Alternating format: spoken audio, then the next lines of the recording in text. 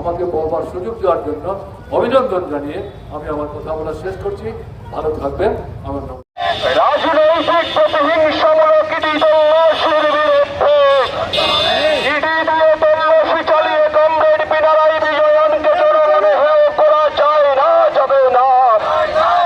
ED দিয়ে তল্লাশি চালিয়ে কমরেড পিনারাই বিজয়নকে ধরে ধরে এরকম প্রায় 10 থেকে 12টা বিধানসভা কেন্দ্রে উপরে কংগ্রেস বিজেপির সাথে আঘাত করে বামপন্থী ফ্রন্টের প্রার্থীদেরকে পরাস্ত করার জন্য তারা ভূমিকা নিয়েছে।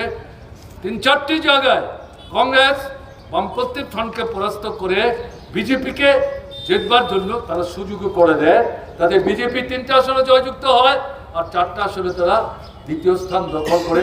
এই সবটাই হচ্ছে কংগ্রেস এবং বিজেপির মিলিঝুলি। আমরা সেদিন এই কথাগুলি শুনছিলাম। আমাদের কমরেডরা জানবার চেষ্টা করছিলেন এই যদি হয় তাকে আপনারা কি করে মোকাবেলা করবেন। যে আমাদের কেরালার জনগণের উপর আস্থা আছে, বিশ্বাস আছে, অভিজ্ঞতার মধ্য দিয়ে এই সরকারের কার্যকলাপ মূল্যায়নের ভিত্তিতে কেরালার মানুষ বাম গণতান্ত্রিক ফ্রন্টের আহ্বানে সামনের দিনে নব উদ্যোগে নূতন আন্দোলন তারা সংগঠিত করবেন।